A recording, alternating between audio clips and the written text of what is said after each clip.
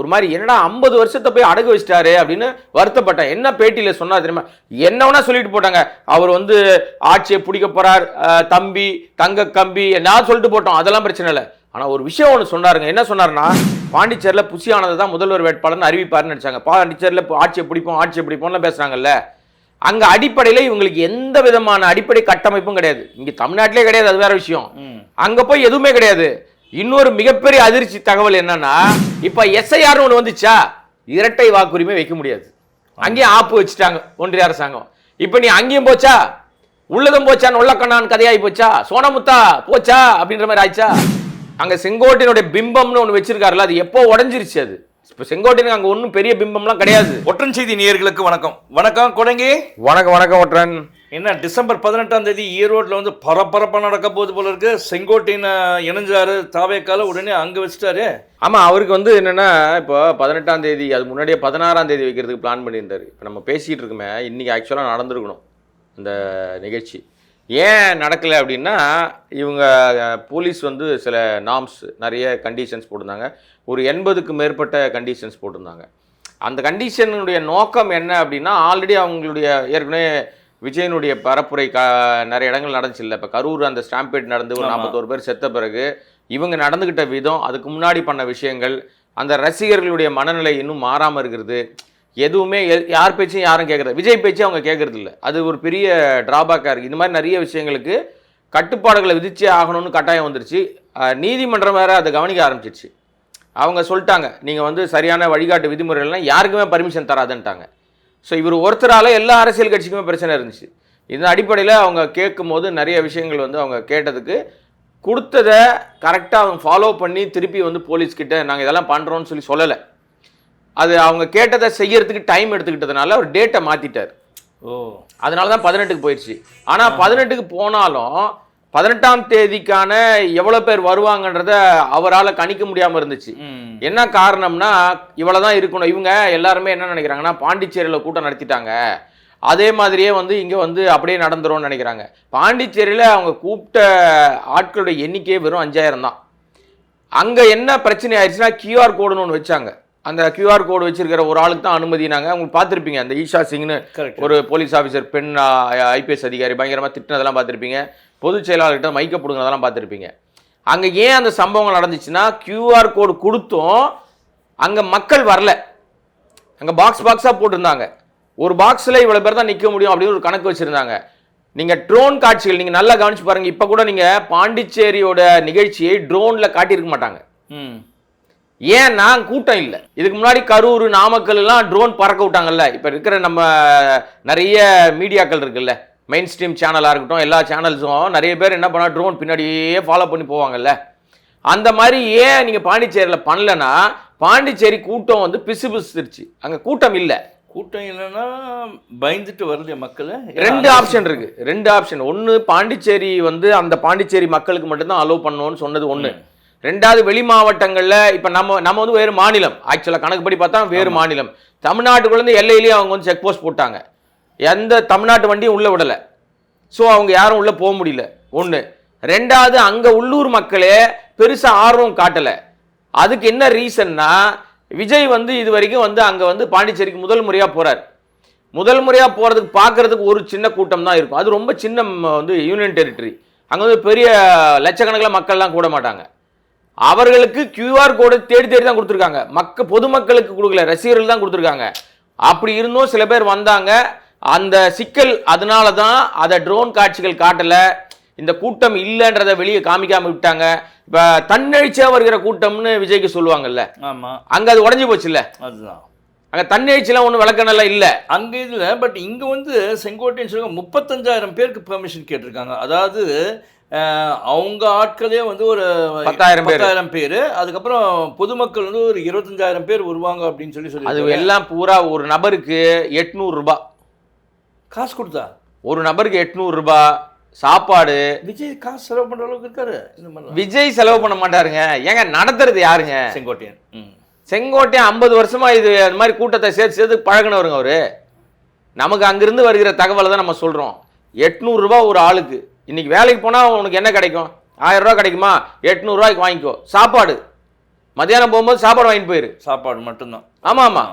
நீங்க மேற்படி விஷயம் கொடுப்பாங்களான்னு எனக்கு தெரியாதுங்க. ஆனா அதெல்லாம் அது இல்லாம எந்த கூட்டம் நடக்கிறது இல்ல. கிடையாது. எல்லாமே கொடுக்குறாங்க. இது பாத்தீங்கன்னா 11 மணிக்கு தொடங்கி 1 மணிக்கு முடிச்சிடணும். காவல்துறை அவங்களுக்கு கொடுத்துருக்கிற டைமிங்கு. இதில் அங்கே என்ன பண்ணிட்டாங்கன்னா, அது வந்து ஒரு நெடுஞ்சாலையை ஒட்டி இருக்கு அந்த பகுதி. அங்கே மிகப்பெரிய ஒரு விளம்பர பேனர் ஒன்று இருக்குது, பெருசு. அங்கே ஏதோ ஒரு துணிக்கடையோட ஒரு பெரிய ஹோர்டிங். அதுக்கு மேலே ஏறி கண்டிப்பாக இவனுங்க ஆட்டம் போடுவானுங்க. அனில்ஸ் வந்து அது அதே வேலை தானே. இந்த தற்குறி கும்பலுக்கு மங்குனி கும்பலுக்கு வேறு வேலை கிடையாது. எந்த உயரமான மரம் வந்தாலும் ஏறிடுவானுங்க. அது மேலே ஏறக்கூடாதுன்னு போலீஸ் வந்து அங்கே தனியாக ஆள் போடுறது இல்லாமல் நீங்கள் கம்பி வேலி போடுங்கன்னு சொல்லிட்டாங்க. முள்கம்பி வேலி.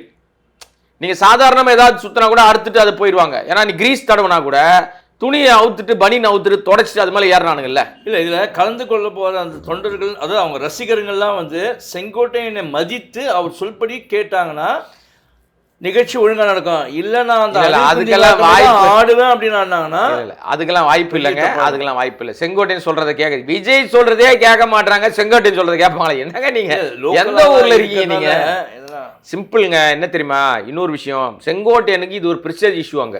ஏன்னா அவருக்கு கொஞ்சம் ஒரு வாரம் 10 நாளைக்கு முன்னாடி தான் அவர் பேர் சொல்லாம எடப்பாடி அங்க போய் இபிஎஸ் அங்க போய் வெளுவெளுன்னு வெளுத்தார்.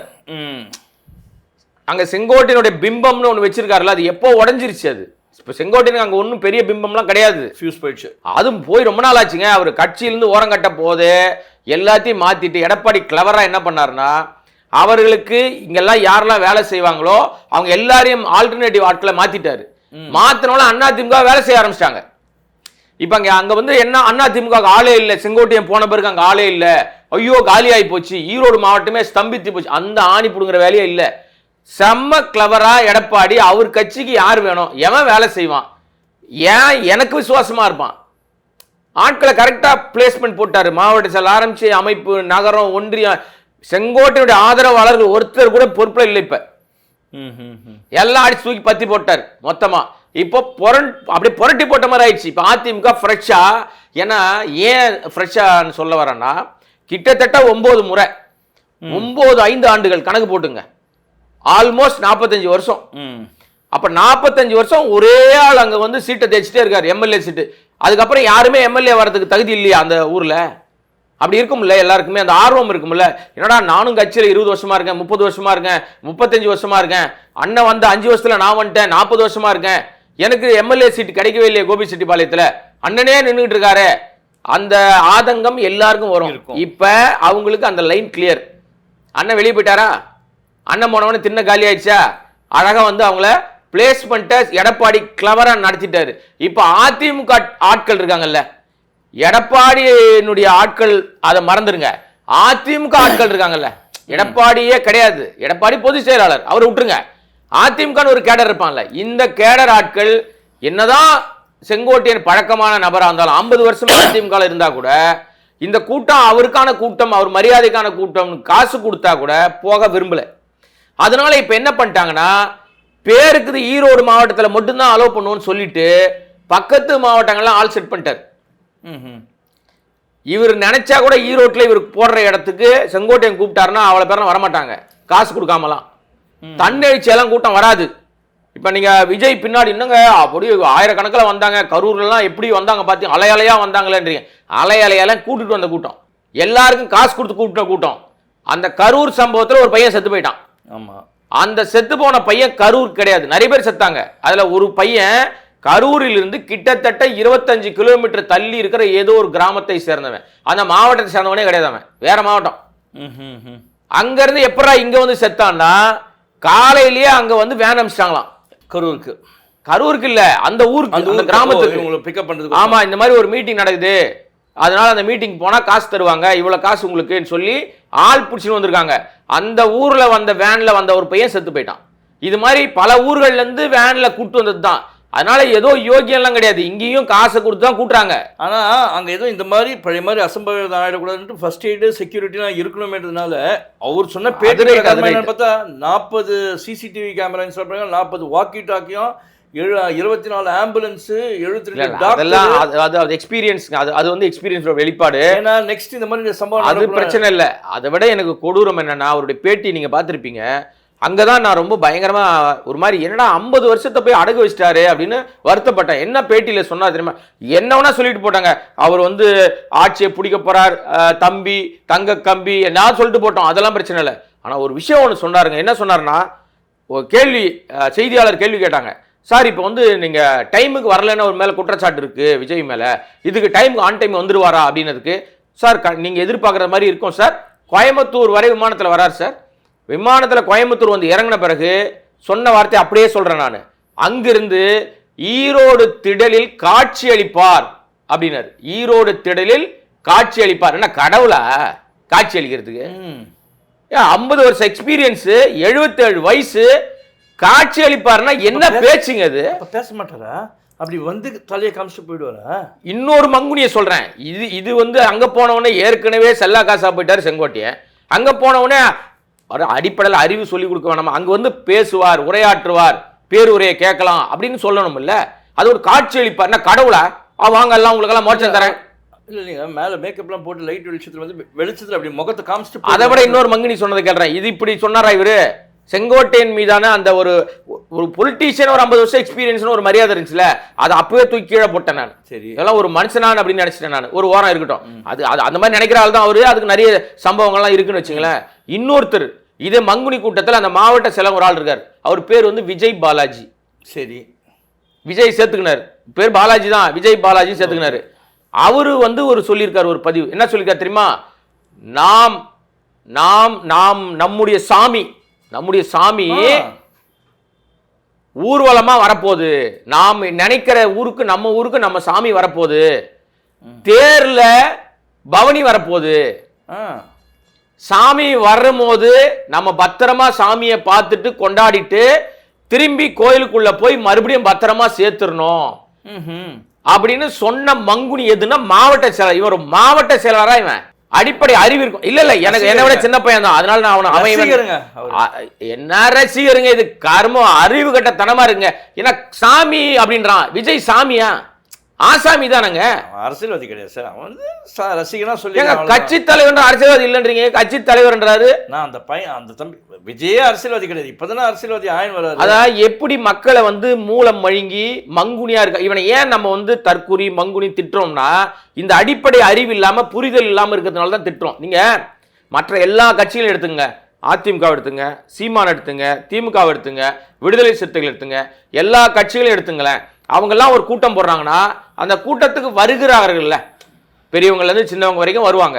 அந்த வர பசங்க யங்ஸ்டர்ஸ் கிட்ட போய் ஏன்பா இந்த கூட்டத்துக்கு ஏன்பா வந்த அப்படின்னா, அதுல பெரும்பாலானவர்கள் அதை ஸ்வீட்டா ஏன் வந்தேன்னு அரசியல் பேசுவான். நம்ம சீமான் மீது நமக்கு நிறைய மாறுபட்ட கருத்து இருக்குங்க. ஆனாலும் அங்க வர பையன் கூட தெளிவாக அரசியல் என்ன, தமிழ்நாட்டு அரசியல் என்ன, நான் ஏன் இந்த கூட்டத்துக்கு வந்தேன், அவர் ஏன் எனக்கு பிடிக்கும், அவன் ஒரு ஒரு வேறொரு ரூட்ல ஒன்று தகவல் சொல்லுவான். சார் நம்ம அரசியல்வாதி சரிமா சினிமாக்காரங்க சார், தலைவரே சினிமா அப்படித்தாங்க சொல்லியிருக்காங்க. சொல்றான் சாமி வருது ஊர்வலமான்றான், சாமி வந்து என்ன பண்ணோம், மோட்சம் கொடுக்குமா, சாவடிக்குது சார். செங்கோட்டையன் காட்சி அளிப்பாருனாரு, இவர் சாமி வருதுன்னு சொல்லுவாரு, பவனி வருதுன்றாரு. தேர்ல வருதான், எந்த தேரு, அந்த 41 பேரை கொன்ன தேர் ஒண்ணு இருக்கு பாருங்க, ஒரு பஸ் கேரவேனு, இதத்தான் தேருன்றாரு. அந்த பருப்புலாம் இங்க வேவாது, ரொம்ப பெருசா. ஏன்னா இவரோட சாபக்கேடா என்னன்னு தெரியல, பாண்டிச்சேரியிலும் எஸ்பி வந்து ஒரு லேடி தான், ஈஷா சிங். இங்க சுஜாதான்னு ஒரு மேடம், இங்க ஒரு மேடம் வந்து, இங்க ஒரு பெண் அதிகாரி தான் இருக்காங்க, அவங்க தான் எஸ்பி. அது என்னமோ தெரியல எனக்கு, ஏதோ ஒரு சிங்க் ஆகுதுங்க, என்னன்னு தெரியல. இன்னொரு விஷயம், இங்க வந்து செங்கோட்டையன் பேச்சை கேட்டா, செங்கோட்டையன் பேச்சு நீங்க சொல்ற மாதிரி அவருடைய பேச்சை கேட்டா ஒரு மரியாதையாவது மிஞ்சம், பட் கேட்பாங்களான்னு தெரியல. இன்னொன்னு சொல்லிடுறேன், செங்கோட்டையனை வச்சு ஒரு கூட்டம் போட்டாங்க இப்ப திருச்செங்கோடுல ஒரு கூட்டம். அப்புறம் ஈரோடு மேட்டருக்கு வருவோம் நம்ம திரும்பவும். இப்போ இன்னொரு ஃபிளாஷ்பேக் சொல்லிடுவோம். திருச்செங்கோடுல ஒரு கூட்டம் போடுறாங்க, செங்கோட்டையன் கலந்துக்கிறார். அங்க திருச்செங்கோடுல வெளியில எல்லாம் பேனர் வைக்கிறாங்க.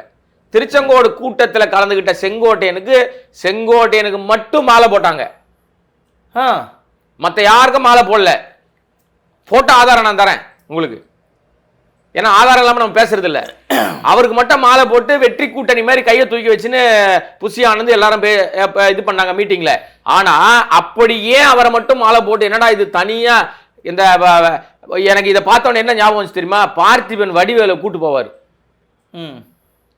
அப்பா நீ வந்து எனக்கு ஜாமீன் கையெழுத்து போடு அப்படின்னு கூட்டு போவார். ஃபிளாஷ்பேக்கில் கட் பண்ணி காட்டுவாங்க. கசாப்புக்காரனுக்கு ஆடு கூட்டு போவாங்கள மாலை போட்டு, அது மாதிரி இவரை மாலை போட்டு தனியா இவர் மட்டும் இருக்காருங்க. என்ன பிரச்சனைனா வெளியே வைக்கப்பட்ட எந்த பேனர்லயும் செங்கோட்டையன் போட்டோ இல்ல.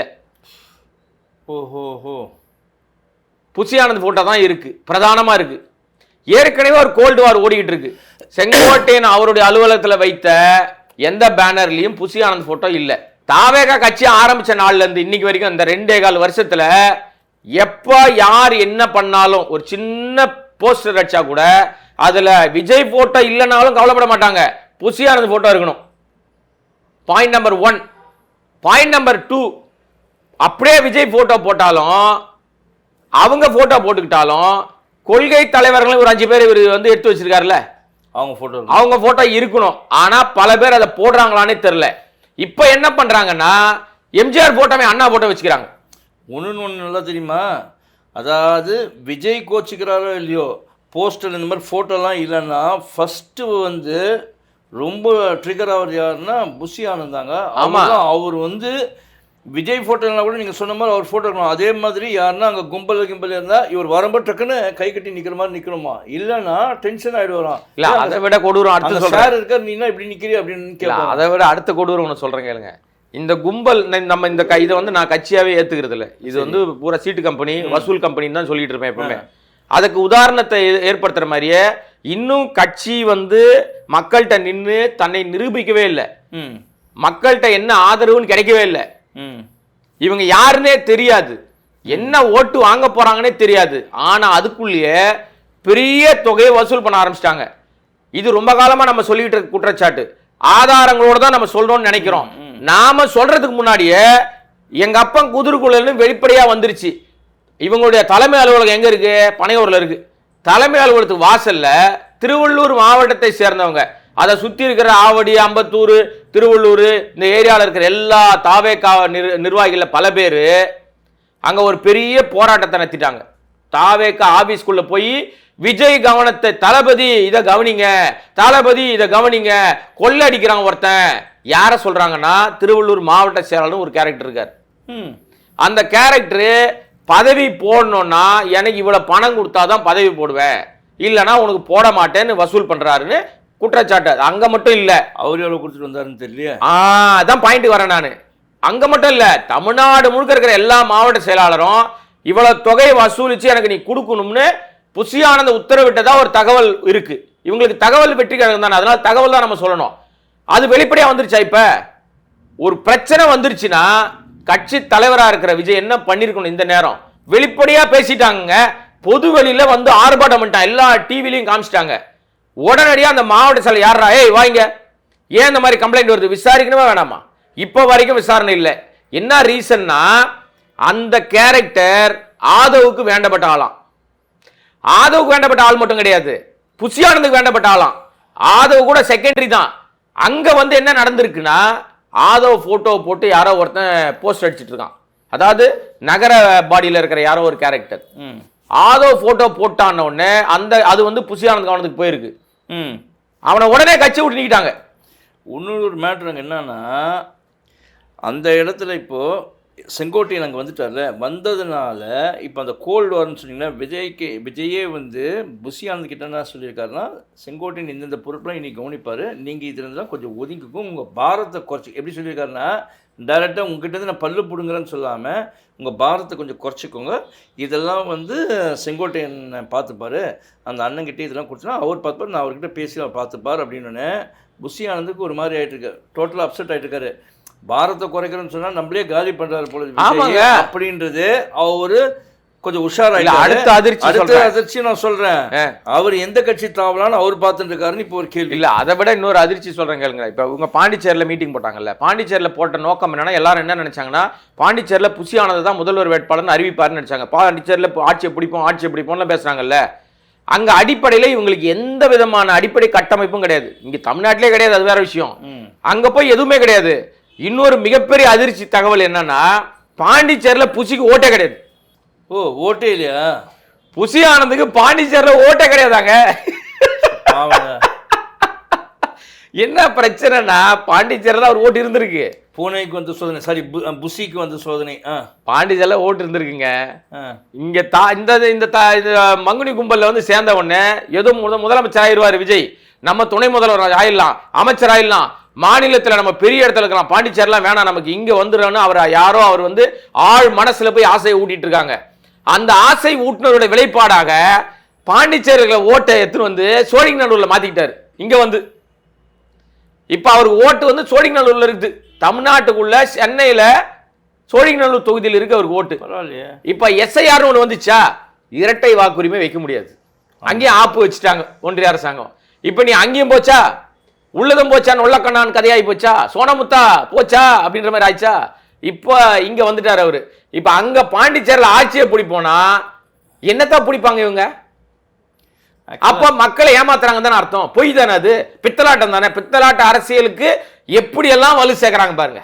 இவர் வந்து அரசியல் தகுதியற்றதுக்கு இது ஒரு காரணம். ஏன்னா பாண்டிச்சேரியில் இருக்கவங்களுக்கு பிரான்ஸ்க்கு ஒரு ஓட்டு போடுறதுக்கு அவங்களுக்கு ஒரு எலிஜிபிலிட்டி இருக்குது சில க்ரைட்டீரியாவில். இவரை அதெல்லாம் விட்டுட்டு கட்சியில் தமிழ்நாட்டுக்கு ஓட்டுக்குன்னு வந்து இங்கே முதல்வர் ஆகிடுவார்னு நினச்சாங்க. ஆசைங்க, பதவி ஆசை, பதவி ஆசை கண்ணை மறைச்சிருச்சு தலைவன் கண்ணை. அதனால தெளிவா என்ன பண்ணிட்டாருன்னா அங்கிருந்து போய், ஏன்னா நேரம் வந்த உடனே விஜய் தான் அப்படி. நீங்க வாட்ச் எல்லாம் பார்க்காதீங்க, முக்கியமான விஷயம் பேசிட்டு இருக்கோம், இடையில வாட்ச் பாக்குறீங்க. மக்களே முக்கியமான தகவல் சொல்லிட்டு இருக்கேன். பிரச்சனை என்னன்னா இப்போ வந்து இருதலை கொள்ளி எருமா மாறிட்டாரா, இது மட்டும் சிக்கல் இல்லை, இன்னொரு பிரச்சனையோட சொல்லி முடிச்சிடலாம். சொல்லுங்க. இப்ப திருச்செங்கோட பத்தி சொன்னல, இவர் பாண்டிச்சேரி பஞ்சாயத்து தன்னை முதல்வர் வேட்பாளர் அறிவிப்பான்னு பார்த்தாரு. அங்க ஏமாற்றம் புசிக்கு, அங்க ஒரு ஆணியம் புடுங்கல, ஒண்ணு நடக்கல, மக்களே வராம ஏமாந்து போயிட்டாரு. ஏமாற்றம் விஜய்க்கே, புசிக்கு மட்டும் இல்ல. இப்ப திருச்செங்கோடுல ஒருத்தர் வந்து மாப்பிள்ள மாதிரி பட்டு வேட்டி பட்டு சட்டையில வந்தார் ஒருத்தர். அவர் யாருன்னா, நான் தான் இந்த தொகுதியோட வேட்பாளர், என்னதான் அறிவிக்க போறாருன்னு ஒருத்தர். அவர் வேற யாரும் இல்லைங்க, விஆர்எஸ் கொடுத்துட்டு வந்தார்ல ஒருத்தர், அருண்ராஜ் அப்படின்னு சொல்லிட்டு வந்தார்ல, ஐஆர்எஸ் ஆபீசர். அவருக்கு வந்து எப்படியாவது அரசியல் கட்சியில நம்ம இன்னும் ஜெயிக்கணும். இப்ப இல்லைங்க அவருக்கு ஆசை. நான் அவருடைய ஹிஸ்டரியை தேடி பார்த்தேன். யாரா திடீர்னு வந்து உள்ளுக்குள்ள வந்து இந்த சீனை போட்டுட்டு இருக்காரு, திடீர்னு யாருக்கும் வராதுங்க. அப்ப இவருக்கு பின்புலம் ஏதோ ஆள் மனசுல எவனோ ஒருத்தன் சொல்லியிருக்கான்ட்டு. இது இப்ப இல்ல, ஜெயலலிதா இருந்த காலத்திலேயே அதிகாரியா இருக்கும் போது அரசியல் ஆசை வந்து அந்த அம்மாட்ட வந்து, அம்மா நான் வந்து விஆர்எஸ் கொடுத்துட்டு வந்துடுறேன், உங்க கட்சியில எனக்கு வந்து சீட்டு கொடுங்கன்னு கேட்டிருக்கேன். அந்த அம்மா நீ என்ன வேலை பார்க்கறேன்னு கேட்டுச்சான்.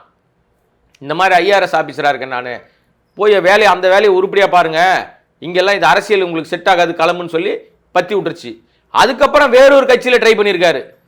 அது எந்த கட்சினா தேசிய கட்சி பாஜக. அவங்க சொல்லியிருக்காங்க, உன்ன மாதிரி ஆள் தான் நான் தேடிட்டு இருக்கேன், எனக்கெல்லாம் நீ வேணாம், உன்னை கரெக்டான இடத்துல அனுப்புறேன், வெயிட் பண்ணுன்னு சொல்லி இங்க அனுப்பிச்சு விட்டாங்க.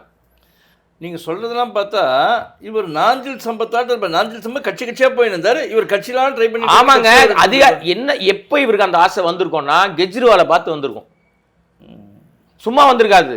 ஏன்னா அவர் வந்து இன்கம் டாக்ஸ் டிபார்ட்மெண்ட்ல ஒரு பெரிய அதிகாரியா இருந்திருக்காரு. கெஜ்ரிவால்லாம் சும்மா கிடையாது சார், ஜெயில் வாழ்க்கை எல்லாத்தையும் அதுதாங்க, அதுதான் இவங்களுக்கு வந்து நினைச்ச உடனே அப்படி வந்துடலான்ற ஆசை. ஏன்னா சில பேர்லாம் வந்துட்டு ஒரு பெரிய இடத்துக்கு மாறிடுறாங்கல்ல, அந்த மாதிரி ஒரு ஐடியா பண்ணியிருக்கிறாரு. அது நடக்கலன்னு. ஏன்னா மாஜி ஐபிஎஸ் அண்ணாமலைலாம் வந்து கட்சி தலைவராலாம் வந்தார் இல்லையா, அப்படி ஒரு கணக்கு போட்டு வந்தார். இப்போ வந்திருக்காருங்க. அவர்கிட்ட அவர் ஆசை என்னன்னா, எப்படியாவது நம்ம சரி அங்கதான் கிடைக்கல, இங்க நம்ம கன்ஃபார்மா கிடைச்சிரும். பாத்தீங்களா, முதல் வேட்பாளர் அருண்ராஜ் அப்படிதான் சொல்ல போறாங்கன்னு பட்டு வேட்டி பட்டு சட்டையில வர்றாங்க. அங்கேயே செல்படுக்கல. சரி முடிச்சுக்கலாம். செல்படுக்கலன்னு முடிச்சுக்கலான்றீங்க, கட்சி செல்படுக்காதுன்றீங்களா? ஓகே, நைட் நம்ம அடுத்த விஷயத்தை பேசுவோம். நன்றி கொடங்கி. வணக்கம். நன்றி நேயர்களே.